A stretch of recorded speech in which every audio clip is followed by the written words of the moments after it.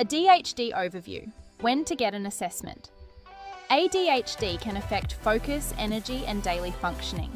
You may consider an assessment if symptoms may appear as inattentive, hyperactive, or a combination of both. They have been present for at least 6 months. They first began in childhood, even if they were subtle. They show up across different settings such as home, school, or work. They impact well-being, relationships, or day-to-day routines. Who can diagnose ADHD in Australia? Only trained clinicians can complete a formal ADHD diagnosis in Australia. Children are assessed by paediatricians, psychiatrists, or trained psychologists. Adults see psychiatrists or clinical psychologists. Some trained GPs diagnose adults, varies by state. GP is always the first step. They provide referrals, rule out other causes, and coordinate care. Seeking a second opinion is completely acceptable. The ADHD journey is where confusion meets clarity and self-compassion becomes possible. ADHD diagnosis, process, step by step.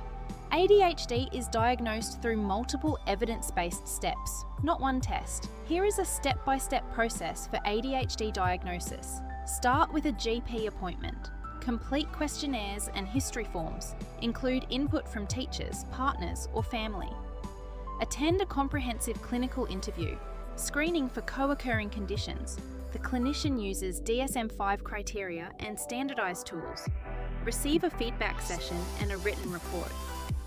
What an ADHD assessment looks like. Assessment sessions are conversational, supportive, and focused on real experiences. Here is what an ADHD assessment looks like. Discuss symptoms and daily challenges. Explore school or work history. Review relationships, routines, and emotional well-being. Discuss childhood behaviours and early traits. Explore executive functioning skills. Review questionnaires and external reports. Sessions usually last 60 to 90 minutes across 1 to 3 appointments. ADHD diagnosis in children versus adults. While the structure is similar, children and adults are assessed differently. Children's assessments focus on school or on home behaviour, learning needs, and teacher insights. Adults explore lifelong patterns, masking, and workplace challenges. Emotional regulation and executive functioning are reviewed for both. Childhood history is essential for confirming adult ADHD. Many adults experience clarity and validation after a later life diagnosis. ADHD diagnosis process. Time frame ADHD diagnosis. Timeframes vary greatly depending on location, waitlists, and pathways. First appointments may take weeks to months. Assessments happen across several weeks to 2 months. Includes questionnaires and report writing. Public pathways have longer wait times. Private pathways move faster but cost more. While waiting, supports such as routines or adjustments can begin. Clinics can share expected wait times if asked, costs, Medicare, rebates, and access options. Costs vary widely depending on clinician type and assessment needs. Private pathways include multiple sessions, may consist of cognitive testing and report writing. Medicare rebates apply to psychology, psychiatry, or paediatrics. Rebates reduce but don't cover the full costs. Public services will offer low or no cost options. Public waitlists are longer but accessible. Always check what's included in clinic fees. Investing in an ADHD assessment is investing in clarity, confidence, and long-term well-being. Emotional side of the ADHD diagnosis journey. The process involves both emotional experiences and clinical steps. Common feelings include relief, hope, worry, or grief. Validation is standard once patterns make sense. Stigma or missed support may trigger frustration. Peer communities can offer a connection. Therapy provides space to process feelings. Bringing a support person may help. Taking breaks and resting is okay. ADHD support gives you the clarity you need to move through life with confidence. ADHD diagnosis and everyday supports.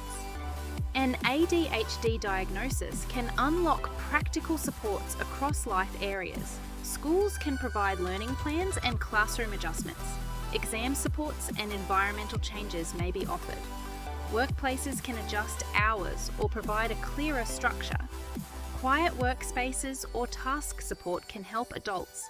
ADHD alone doesn't guarantee NDIS eligibility. Co-occurring conditions and functional impacts matter. Reports provide evidence for NDIS or workplace support. Practical checklist for ADHD assessment.